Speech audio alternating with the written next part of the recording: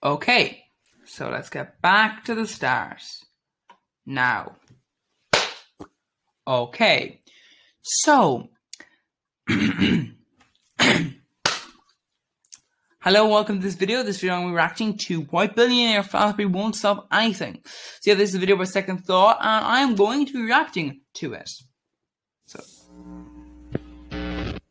this episode and others like it are made possible by the generous support of my patrons on Patreon. Yeah. We just did a major overhaul of our patrons-only Discord server. So if you'd like to join our growing community and get early access to every video, consider becoming a patron at patreon.com/secondthought. Yeah, I mean, I don't have any money, but if I did... Say the line, Bart! Billionaires? Bad. Yeah! The thing is, and this is the thing here, is that billionaires are actually what you would call... It's not an opinion that billionaires are bad. Billionaires are inherently a problem for equality. Because, and this is a big shocker, but this is a numbers game. So if we have a certain amount of wealth in this world, every single person with the current wealth should have about 250,000, sort of that kind of level, around that. And basically, even lower level millionaires are included in this. They're basically stealing, inherently, because you can't reach that level of wealth without taking from the pot more than your fair share. Now, sure, maybe you didn't take it directly from people. You know, let's say you start a business that sells like really expensive things, and like your customers are all super rich people, like all. We're talking like the products are so expensive, like you wouldn't even be able to like get a loan for that. You wouldn't even be able to get a loan to buy that. You know, like they're all super rich people buying your products. Sure, maybe rock it up to a couple of million, but it doesn't matter that your wealth is based off of rich people, because that wealth that they got was based off of, you know, it all comes back to the pot. And a big pot of money we all have at the end of the day means that if you have over this sort of like, I would say I would put a capital at like maybe like 3 million. At that point, you gotta stop taking money, because when you take over that amount, you are now officially taking more than your fair share to a massive level, and you start to really cause problems there. And that's why it's inherently bad, because you know it's just problematic there, because every single person, you know, obviously I'm talking about like euros or dollars here, because obviously some currencies, you know, you got like like 200,000 could be, you know, or a couple of million could be like, you could be a millionaire, but you know it's only like 50,000 in some currencies, you know. So obviously I'm just talking specifically about these currencies, just make it clear. And that's the thing, it's just kind of inherently just a numbers game, that you can't be a billionaire or millionaire without stealing, basically. Hello, dear viewer, charitable viewer, Not your fair share. generous Patreon supporting, or at the very least subscribe button pressing and bell ringing viewer. Today we're talking about charity, and how something so bad can feel so good. Or actually, how something so good can be so bad. I mean, charity isn't necessarily good. Charity is necessary because governments don't bother doing something. And I guess this is what you might call a libertarian idea of like, oh, the government shouldn't be interfering, you know, so we should do it ourselves. But ultimately, it is the job of the government to take care of its citizens. Like, that's its job. Now, sure, you might say, well, the government isn't doing that, so just do it ourselves. But that's not really, oh, we should seek charity then. It's like, no, we should solve our government problem. Charities inherently complicate things. There's a lot of thieving from charities. A lot of charities are basically scams. And I don't mean like, oh, small, quick up, quick down. I mean like long-running scams. Like very long one, like 20, 30, 40 years long running. There was a fella a couple of years back. He ran this massive charity. It was like very, it was all appeared to be on board for years. And then it turned out he had been siphoning off a load of the money into his own personal pocket. And he bought all sorts of things with it, sheds, all sorts of things like that. And the point was that he had managed to do this for years. This wasn't, oh, sudden. This was very long-running scam. So a lot of charities are not a lot of charities, but charities are scams and you get caught out, and it's very, very problematic there because, you know, and people And then there's mismanagement with funds, and there's all sorts of things. So even when the intent is not to use charity, like even when the intent by the people who are giving charity is not to use charity for, evil means, even just the charity itself can do bad things without the knowing of the people donating.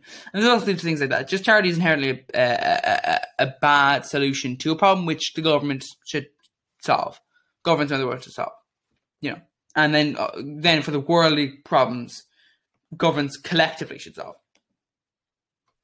Except, of course, when you give your money to me on Patreon, because that's very different. And actually, you know what? Just forget I brought it up. It is an interesting point. Like creators, I think, they do reach a point in which they still have a Patreon.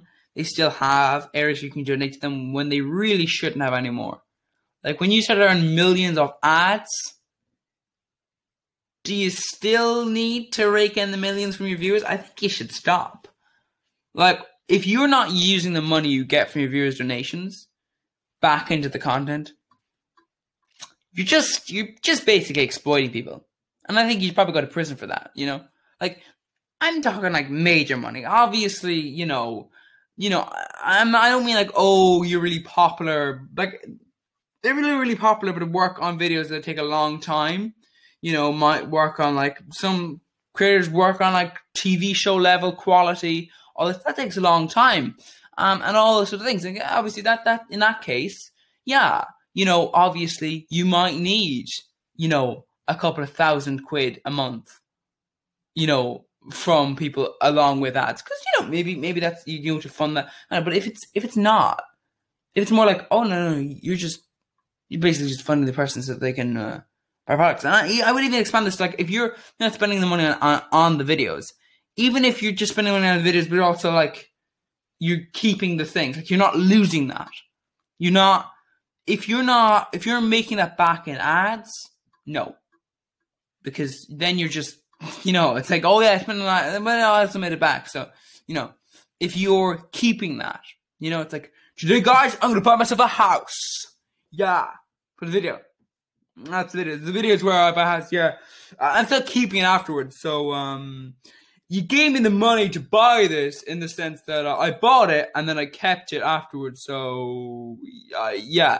That means you can sell it or keep it. So, it doesn't really matter. It doesn't really affect it. If you're able to keep the thing, like obviously if you're like, donating it to somebody, then that's a bit different. Like if you buy a house and then give it to somebody else, you no longer have it. That's a bit different. You not lose that. But if it's just buying you things, that's bad. When you're already rich, it's like, no. Today we're talking about philanthropy. We're talking about philanthropy because behind one of the most publicly uncontroversial things our society has produced hides a whole web of genuinely awful stuff. True. So, of course, it's important to talk about that. Anyway, before we... Oh my god. Anyway, before we get started, yes, Hasan Minhaj did already make a wildly successful video on this topic. But as far as I'm concerned... that doesn't necessarily matter, so... He's only the second best Hasan, so it's like it doesn't count. And I've reacted to Hasan's video before, on stuff. And yeah, it's, I don't agree on everything, but, a lot of stuff, You know what? Forget Minhaj. Because just like the better Hasan, we're actually going to say the C word. Oh. Capitalism. Interestingly, cracker is actually used in my country for more of a positive, I guess. Technically, like, it could, I guess, be used negatively, not in the same way that Americans would see it as negative. But, like, it's like crack, will be seen as crack cocaine in other countries. Well, crack in Ireland is more like, fun.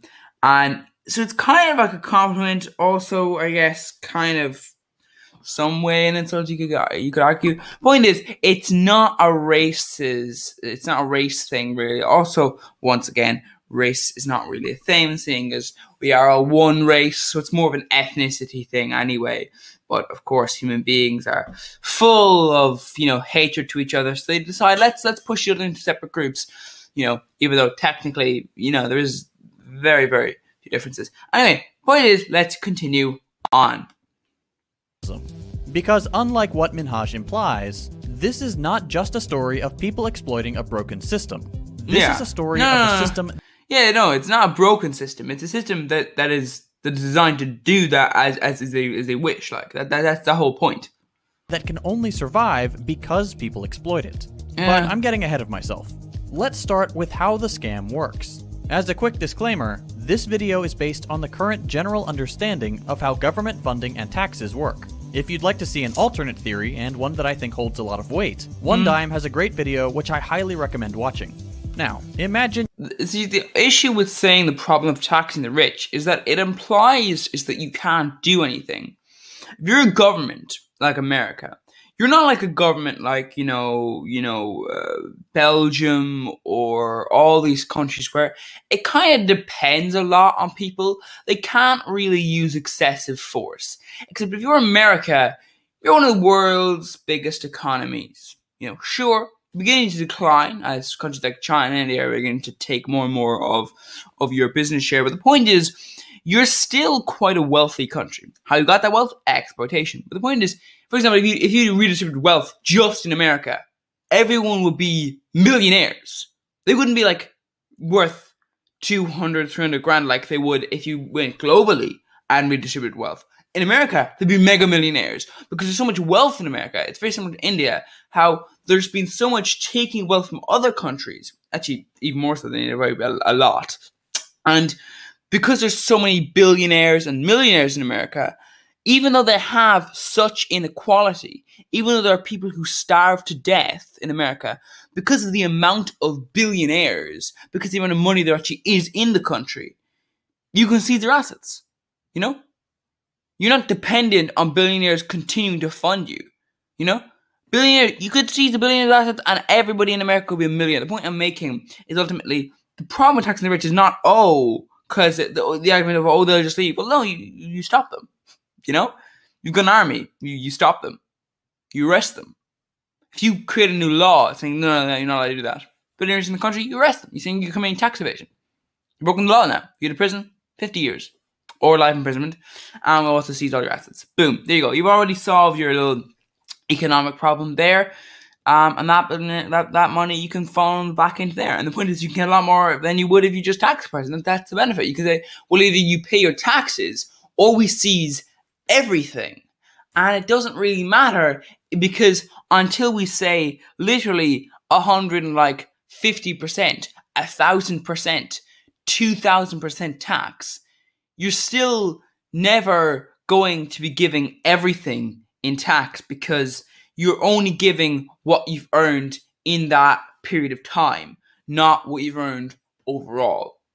So basically, just a little thing, I really don't like the argument of, billionaires will just go away. Because, you're a very powerful country that can definitely seize people running out of the country. Imagine your name is William Henry Gates. Or just kill them, fire a missile at them. It's the third. I heard a story about that before. Billionaire, flying their private jet. They said, no, I'm not landing there. But they're flying over the airspace. It doesn't matter. So you've got a billionaire flying over American airspace after America's just launched a new tax policy that means the American billionaires have to pay more tax. Well, billionaire says, I'm not landing there because I know they'll arrest me. Yeah, you're also in the airspace though. So, boom. You didn't land. It's happened many times in other countries. They've been dictatorships mostly, and the people who've been killed have been journalists, but still. Third. That name sucks, so let's go with Bill for short. It's 1999. Wow. You just heard the kid in The Sixth Sense was dead the whole time. And earlier today, the US government ruled your company, Microsoft, to be a monopoly and guilty of violating antitrust laws. The public is split. Some people idolize you and think you're a genius. Who else do we have right now who's idolized and being called a genius for, taking other people's technology, Like, if you just, imagine idolizing the person who steals homework, the person who lynches off their friend. He's like, can you give me the answer to question 5? And be like, your answers are good, man. Yeah, you're such a genius. No, we all know you copy off your friend, So why were you idolizing the person who we know? It's not a big shock. We know the fact that they took that technology, they profited off of it, and that's the thing. They stole from Apple, for example. And I'm obviously not defending Apple. I'm just saying, They did steal from Apple. Bill did specifically. So just saying, legally speaking, I'm not saying he did that. I'm just saying, legally speaking, no. But just saying, like, don't idolize billionaires. If you're a billionaire, you got there by exploitation. So the rest, well, they don't love that you're a dorky jerk with a bad attitude, or that you're well known for abusing temp workers, cutting medical benefits, suing those who quit, and a slew of anti-competitive business practices. Yeah, like stealing from your competitors. And now they just found out that y'all went and gone did a crime. What do you do? Well, I don't think that you did a crime should be the line crossing, If something is morally worse than the crime you committed, it's like, yeah, you sued all those people who were just trying to get away. You were very, very predatory. But also, and this is the worst thing, you drove over the speed limit. That's a crime you broke. So that is that worse? No. Morally speaking, we should say, well, this thing is obviously worse because it's morally worse, But well, you do a whole bunch of stuff to try to prove you're not a monopoly, like bankrolling Apple in a desperate bid for which they stole from, so competition. But you also do whatever it takes to get people to look away from the wreckage your company could become and the public image you're starting to get associated with. Luckily for you, there's an easy way to do that. What? Ads. Skip them. What if you announced you were starting your own philanthropy foundation? The Bill and Melinda Gates Foundation. Which everybody loves philanthropy. It's not really your own. You're just amalgamating two foundations into one. It doesn't matter that you really only rebranded from the much too... Oh, yeah, that is it. Personal William H. Gates Foundation because, whoa, did you just dump a fat stack of cash into it for media attention? I mean, like, it doesn't really matter, though.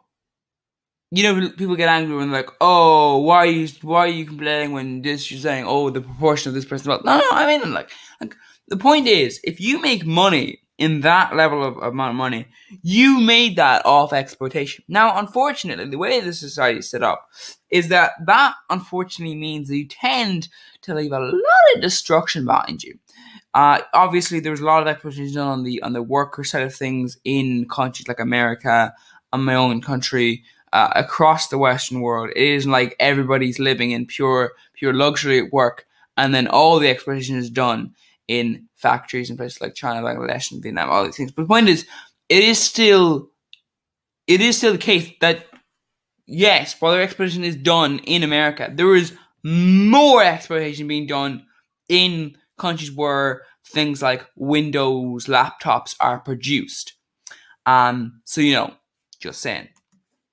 Good, because that totally works. It actually works so well that over the next 20 years, you'll become unrecognizable to the people who worked under you for decades and to the general public that didn't trust you.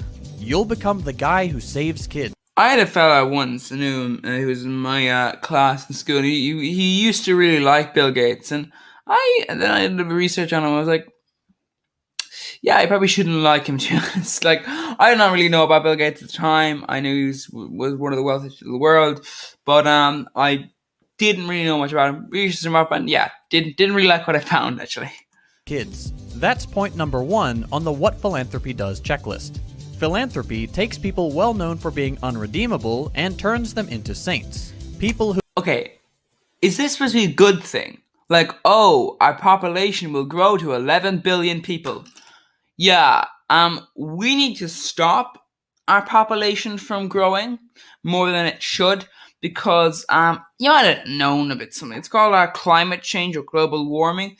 Basically, what it means is the planet is warming itself up. And guess what? We're all going to die. And yes, we can thank humans for their mindless consumerism. But technically, let's say we didn't have, 11.2 billion people. Instead, we had 500 million. I think the planet will be in much better shape. We could continue mining away all those resources and all that because we wouldn't have so much. You see, the more people we have, the more customers there are, and the more businesses can wreck the climate. so can consumers. The point being that in this society, we really do not need more human beings. Because what happens is when your deserts expand and places get colder and colder and colder, meaning people have to move, our land is going to be shrinking, the land we can live in. And that's going to mean that, we've got less and less space. So I don't think it's a really good idea to be like, yeah, look, the population will grow further. It's like, no, we need to make sure the population goes down quickly. So we can either choose to let the people like who are going to naturally die over the next couple of years just, do as necessary. And, obviously that is sad. But let's not do as much creating of new humans if that's what we can do. And basically one of the most things you can do there is teach sex ed and give out contraception. So just saying, we don't really want our population to grow. People who, despite hoarding a sum of money big enough to outlive them 1,000 lifetimes, have given away a large enough amount to demand unwavering support from all of us, regardless of the fact that in the meantime... Okay, I hate this. I hate this BS from people like this.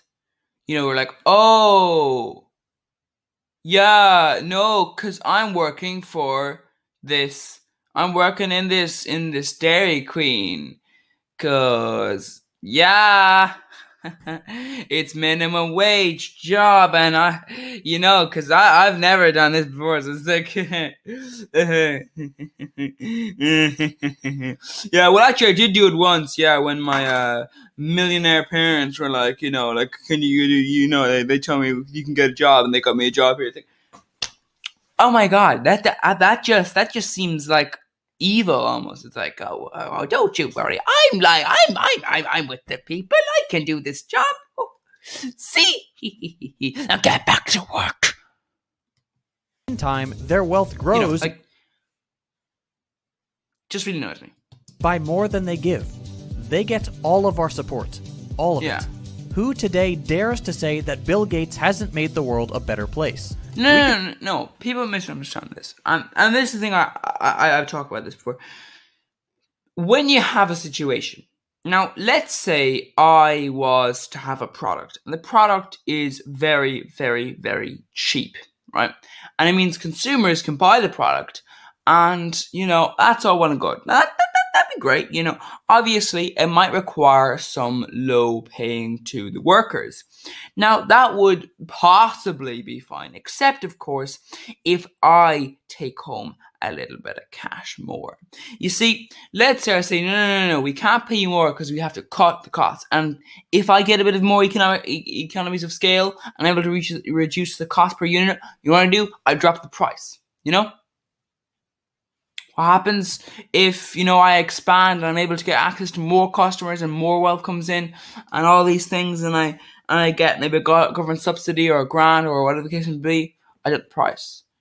Maybe I'm able to buy the machinery instead of renting it out, I drop the price. All these things, drop. You drop the price. If that was the case and the profit margin was like 0 or 0.1%, or like just a tiny sliver of profit. And I'm talking about like profit before the actual non-workers take their share, i.e. the owners.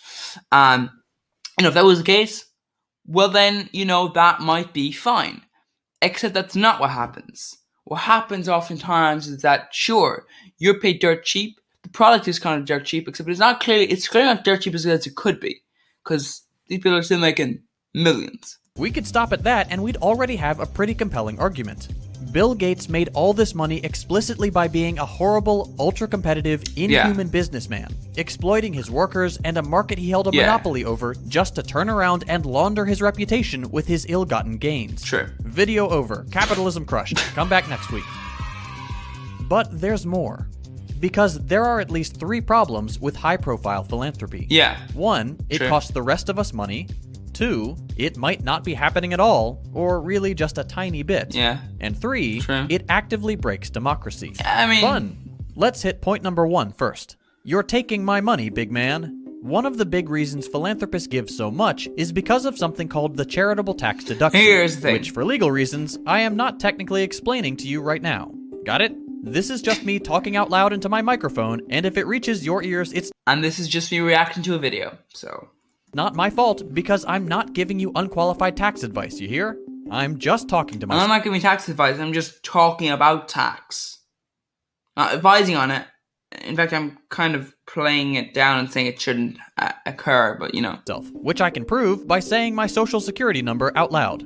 18326. By donating money to an approved The thing is, charity, anybody can reduce the amounts they give in taxes to the government by reducing This the is amount weird. of money they're being taxed on. this is very weird. For you and me, that number is usually limited to around 60% of our gross income. The total money we would have gotten before taxes are... See, that doesn't make much sense to me. Like, surely you'd be allowed to, like, maybe, okay, first of all, the minimum I would say, or sorry, the maximum I would say it should be allowed is basically however much you give away, you don't get taxed on that money. You know, that would be the maximum. What's the point of giving someone a free gift of money? You're like, yeah, you give that money away. Well, that means that we don't tax you on even more money. That was a charity you own. So you control that out. You know, it's like, you know, it's going to lead to problems. Or, of course, you could argue, technically, you could just introduce, you know, charity rules and regulations saying you can't donate to your own charity, for example. You know, you don't necessarily have to crack down on the person side of things. You can just crack down on the charity side of things. And the benefit of that is if a charity isn't operating correctly, you can just seize its assets and go, well, you're a charity. And the public aren't exactly going to be like, oh, no, you can't seize the charity assets. It's like, well, it's for the good of the people, you know. Charity's not doing its job, well, then that your money that you donate to charity, well, don't worry, we'll use it for the charity purposes, you know. Are taken out. It's a way for the government to acknowledge that you're doing a good thing and reward you with a little less tax on your total gross income. Don't think it's for the ultra-wealthy, those rules technically also apply, but they also get special access to even better, more exclusive rules. The same way their bored apes get them access to better, more exclusive rooms in the metaverse for people who don't have any friends. They've got friends, it's just the friends are all evil people.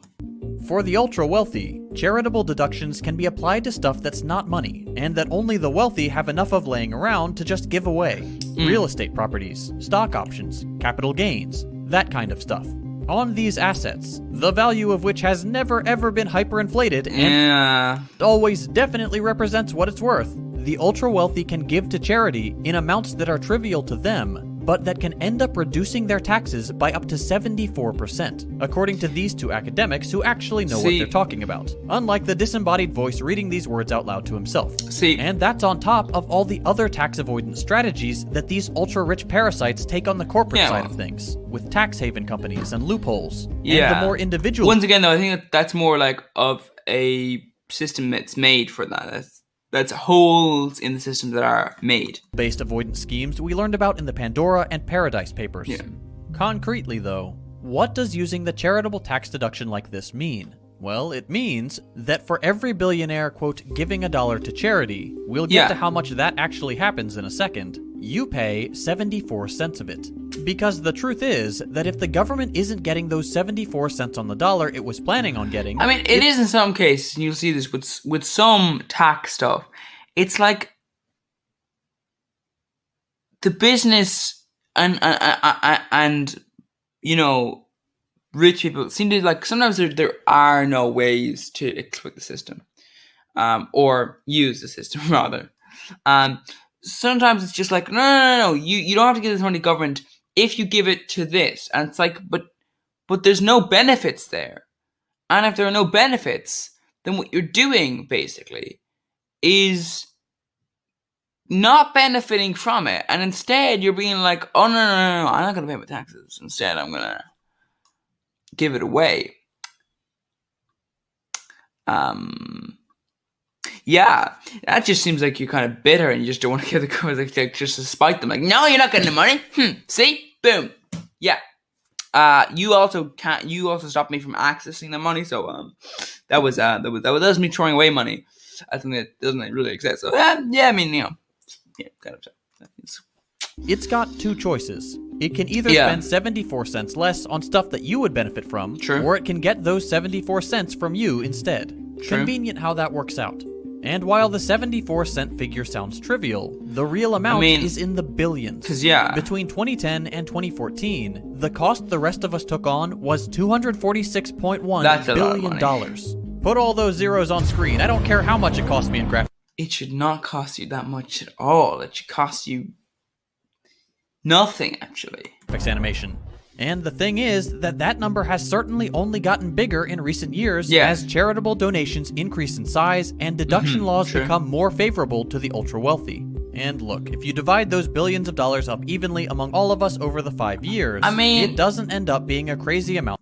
It kinda does, though. Per person. But it's money that was supposed to... But no, like, that's for taxpayers in the US. I presume this is just the US.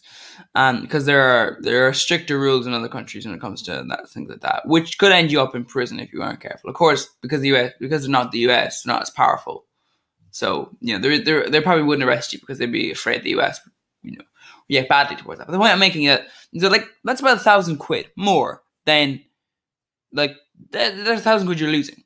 I'm sorry, but if I lost £1,000, I would notice it, actually. It would be very noticeable. I probably would have a trouble living, to be honest. I could not live without that £1,000, Supposed to be used on us, and that we weren't supposed to be paying for in the first place. We were supposed to benefit from that money. Yeah. Also, a lot of people wouldn't even have £3,000 to give because their earnings are so little that, It taken out of our pockets. Because that's the second part of this whole thing. As much as billionaire-funded charities want to make it seem like they're actually giving away their dollars and putting them back into your hands through their foundations, they're really... They're not, though. Like, it's not your hands. Not. Like, not at all. Oh, man, it's gonna blow your mind when you find out in like 10 seconds. Isn't it? Point number 2. Where's that money going, big man? Yes. Every time you hear of a guy like Bill Gates giving away some $20 gazillion to the Gates Foundation, only 5% of that money will actually go to charitable causes. The absolute minimum required by law. The 95% that's remaining? Why, that goes into the foundation's investment portfolio, of course. Yeah, You can't run a good charity without hoarding money, silly. Yeah, like, of course. It's not like it's for charitable purposes. You're supposed to do all that, aren't you? Like, that's what you're supposed to do.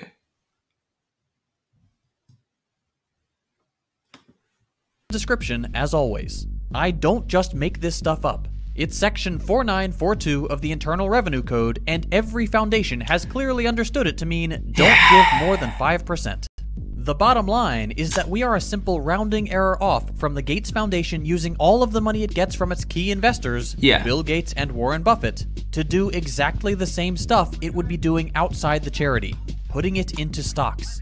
Not only that, it's the kind of stocks that make whatever the foundation is trying to do irrelevant. Charitable foundations, including the Gates Foundation, invest in the same profitable companies every other slimy stock portfolio invests in. Fossil fuels like BP, Shell, and Total. Junk food like McDonald's and Coca-Cola. Which are mining companies like Rio Tinto. Brands politely referred to as agribusiness companies. Terrible for the environment, just terrible. Like Nestle and Unilever. Weapons manufacturers like BAE Systems. And that is the key thing, because technically, possibly in the future, we'll reach a point in which we'll mine materials that aren't harmful to the environment, and our mining practices won't be harmful to the environment, all these little things.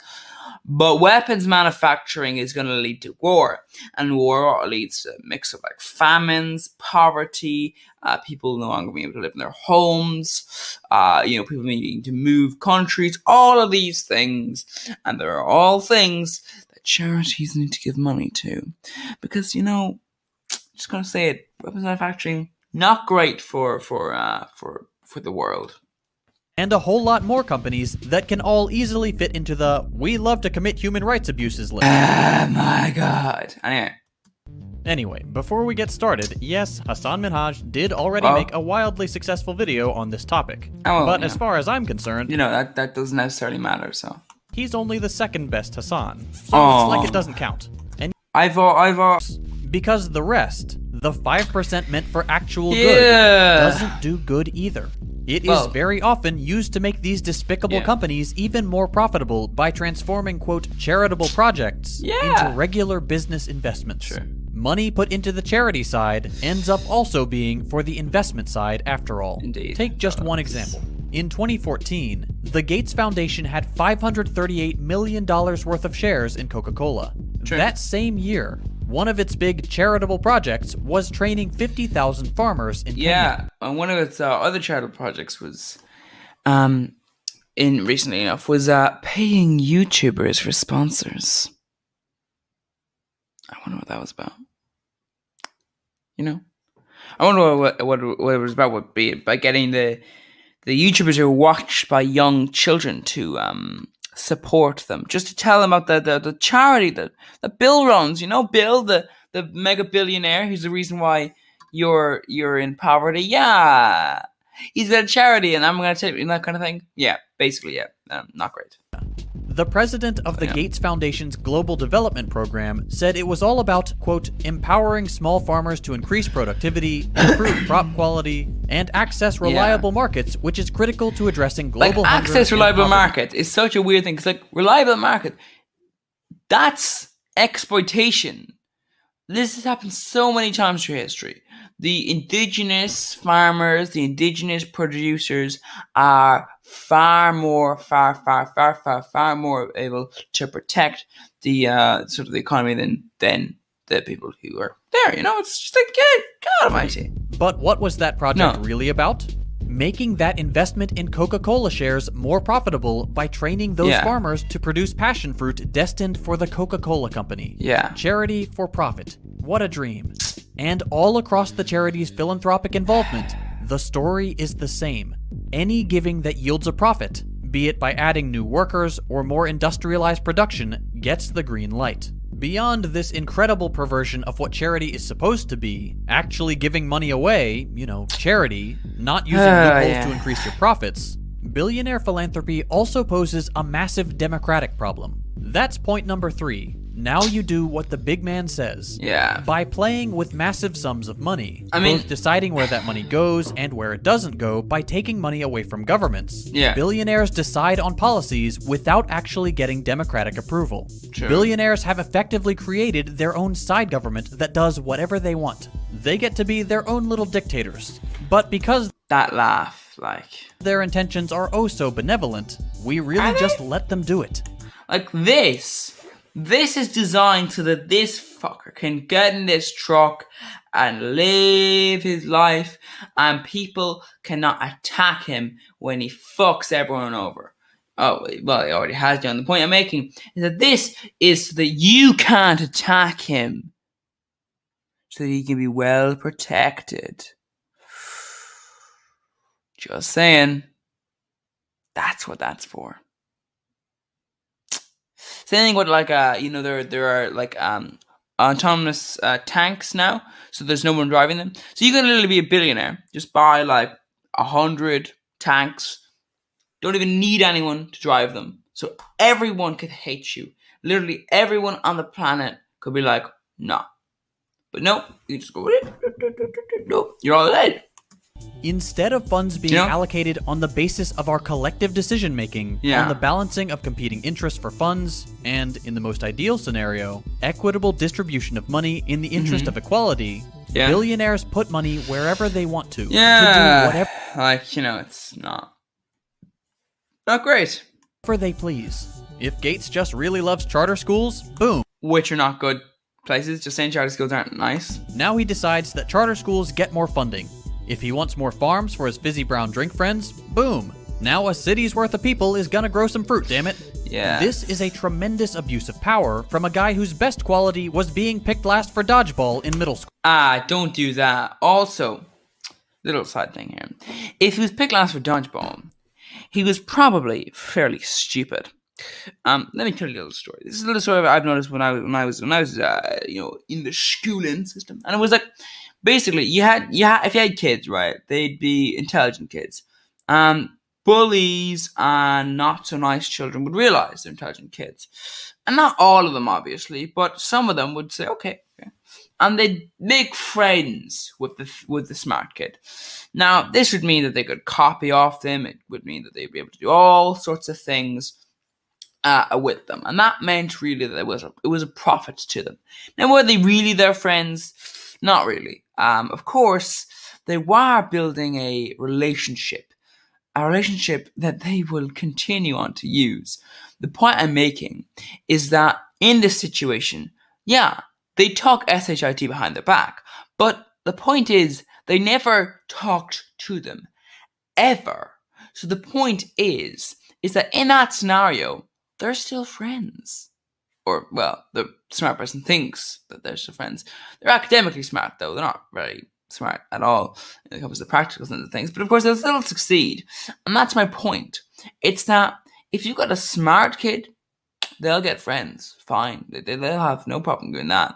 They'll get true friends. That's when it comes into a bit of an issue there. They might not be able to there. But it's the kids that are like the smart kids, or even more like a smart kid than the actual smart kids are, studious, spending a lot of time studying and trying to learn things, all of that. Those kids that don't get any friends and actually get bullied, because those kids that have no value to the bullies.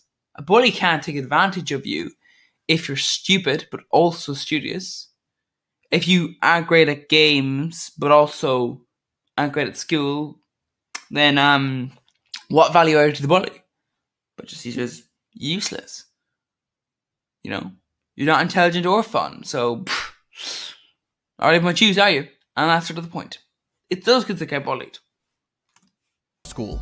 He is not. No offense meant to all the kids who got bullied. I'm not calling you stupid. I'm just saying, accountable to anyone. His decisions are entirely his own or those of the people he decides to hire. Yeah. And we don't have a say. The results of giving a few guys who played the system as much say as they want on who gets money and who doesn't are never good. Because they already do enough of that in the workplace, in the stock market, during the hiring process, in the rest of the economy, and now in charity too. And look, I get that giving money to the US government isn't great. Really play Our the system, government though. is garbage, and if we gave the US... They didn't really play the system, though. They just used the system that's set up. Like, it wasn't like Mark Zuckerberg was poor. He was a rich kid. So was Bill Gates. So was Elon. So was your man Jeff. So are most billionaires either inherit wealth or were gifted wealth. Sometimes in the form of loans, but loans that are impossible to get if they were a bank, or they did get them from a bank and the bank was owned by a friend, that kind of thing. Or they set up a business and the business was bought by a family member or some connection the family member had. It's this usual BS thing. You always get it from successful people. That you go, I built myself up. No, you didn't. And the reason why we know you didn't is because this system is not here to build up people with skills. This system is here to build up people with connections, money, and then the third thing, which is luck. Sometimes, you can just have luck. Sometimes you are relatively poor, but without any connections. But luck will get you there. That's still not skill, though. That's luck. Like YouTube, for example. Like, let's say, my video popped up in the description of, not description, the suggested videos area for a very, very popular live streamer or YouTube person, and they reacted to it, and they were very enthusiastic, and they said, go subscribe to their channel and view their videos, and the people did, and it was millions of people, and my channel was elevated to 2 million subscribers and 1 million views a day. The point is, in that scenario, I would be in the position of being able to, have a very prominent position. I would have been successful. Of course, I got there out of luck. You could argue technically YouTube did suggest me, but the point is that was luck. But at the end of the day, that person may not have been a person with popularity. Or maybe they didn't really like the video. Maybe all these things. The point is all about luck and money with a little side of connections. US more of this dirty Bill Gates money, we'd get about 4 minutes of celebration before they blew it all on a new drone to kill brown kids in another country. But some of that money would actually go back to us. It would materially improve our lives. I mean, I think there should be another party in the US that takes power. More like a centrist party. I don't know, you could even call it the centrist party of the US, The amount we would have a say over, however limited by the more undemocratic parts of our government, would be distributed more fairly and more justly than by letting one guy have the final say on all of it. Not one, on top of that, one guy who sucks. Of course, the government can't do everything.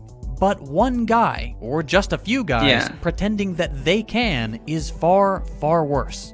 Building our system around letting a guy like Bill profit off of charity, become this glorified leader of sustainable development while stripping everyday people.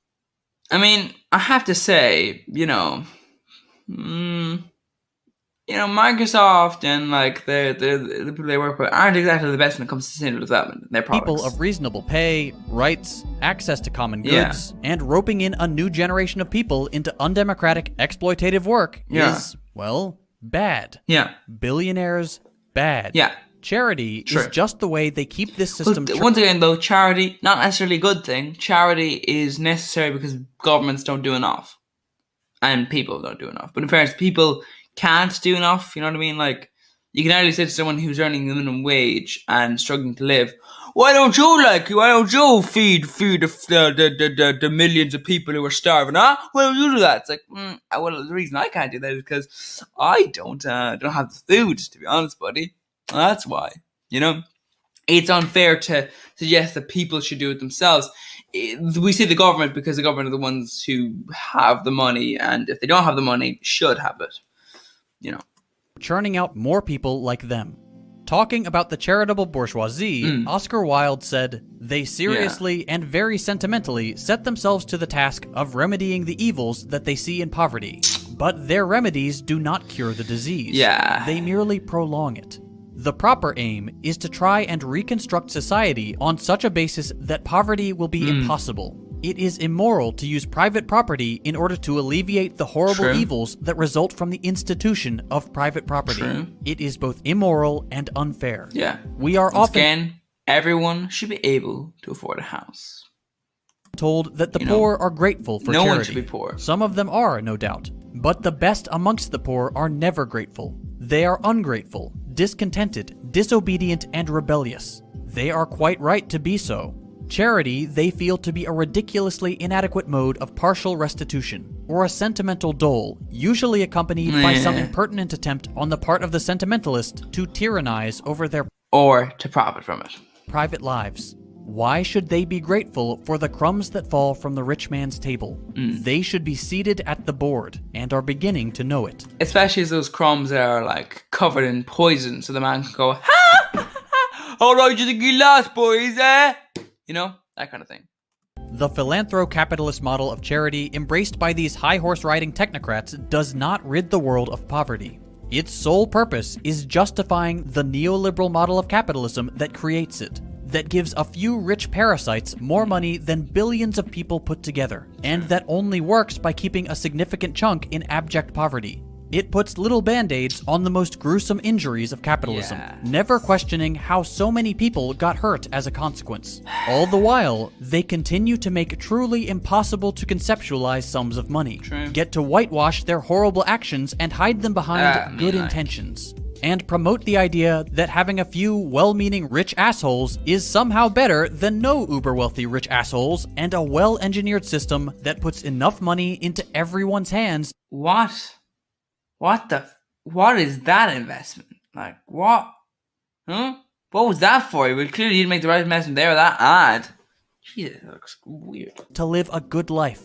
They put back into the system just enough money to stop the pot from boiling over. And that's it. They think you're stupid and dirty and worthless. Well, most people are stupid. The rest of it is obviously bullshit. Billionaire philanthropy is a scam. But they are kind of stupid in their own minds as well. Like, and you see this, like back in the day, billionaires would lose money. Well, practical billionaires would lose money all the time. They'd gamble it away, all these things. And, when I say gambling, I mean they'd invest in a company and they wouldn't be aware it would drop and all these things. But accountants have saved a lot of that, actually, because they have protected them a lot, you know. I mentioned at the beginning of this video that this kind of content is made possible by my patrons on Patreon. As you can probably imagine, when I made the switch to producing political content, I started getting demonetized way more often. Demonetized? I think you should be concerned if you're being demonetized. And most of my sponsors bailed. Yeah. It's understandable, but because of this, I'm having to rely more heavily on viewers like you.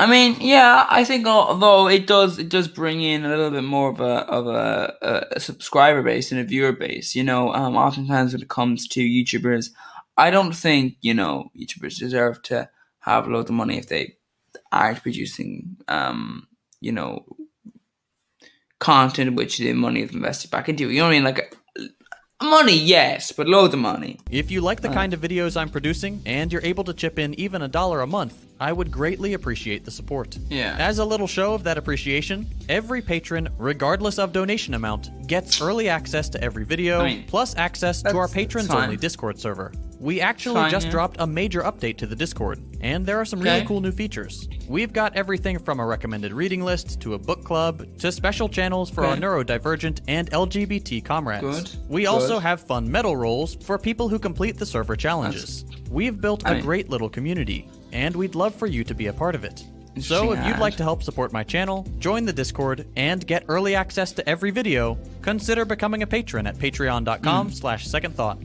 If you enjoyed this video, consider dropping a like. If you hated it, a thumbs up. I have. And yeah, I think when it comes to, well, yeah, that was Second Thoughts video on why Billionaire Philanthropy won't solve anything. Thank you for watching. Please do go ahead, subscribe to Second Thoughts with me. And anyway, hopefully I'll see you next time. And please